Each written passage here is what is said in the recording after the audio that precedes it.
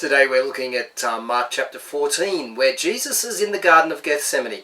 We read in verse 35, Jesus threw himself on the ground and prayed that if it were possible, the hour might pass from him. In verse 36 we hear the prayer. Abba, Father, he said, everything is possible for you. Take this cup from me, yet not what I will, but what you will. Abba was the Aramaic word for father. It implied closeness, a good relationship. And Jesus showed also his surrender to and faith in his Father's will. Children address their fathers as Abba, but the term was far too familiar for adult Jews to use in speaking to God.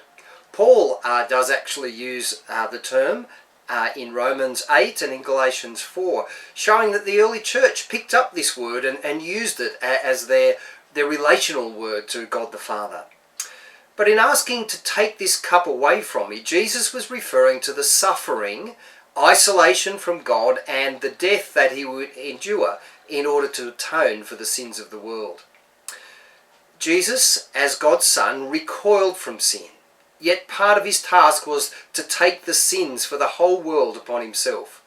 This was a cup he truly hated to drink. In addition, Jesus, as God's Son, knew constant fellowship with the Father, yet for a time on the cross he would have to be deprived of that fellowship. And this too was a cup he hated to drink. The physical suffering would be horrible enough, but what God's Son feared most of all was the cup of spiritual suffering, taking on the sin and being separated from God. This idea is taken up in Hebrews 5 and verse 7. During the days of Jesus' life on earth, he offered up prayers and petitions with loud cries and tears to the one who could save him from death, and he was heard because of his reverent submission.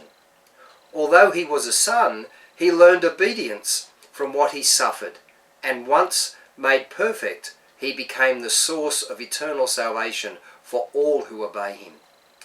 Jesus was not trying to get out of this mission, but Jesus was expressing his true feelings as a human being. But he did not deny or rebel against God's will. God did not take away the cup, for the cup, that is to judge the sins of the world, was his will for Jesus.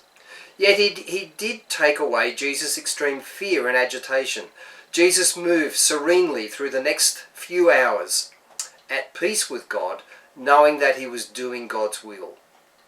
In times of suffering, people sometimes wish that they knew the future, or that they could understand the reason for their anguish.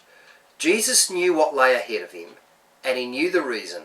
Even so, his struggle was intense, more wrenching than any struggle we might ever have to face. What does it take to be able to say, as Jesus did, God's will be done? It takes a firm trust in God and his plans. It takes prayer and obedience each step of the way. Trust God that his way is best, even if we don't understand and even if it doesn't seem like it. Our prayer needs to become the prayer that Jesus prayed. Your will be done. Well, I hope you can struggle and wrestle with that prayer and that idea. Thanks for joining us. Hope you can be joining us again tomorrow. Don't forget to register for the morning service, 9:30, but also, especially if you have kids, to register for the 4 p.m. service in the afternoon. Bye for now.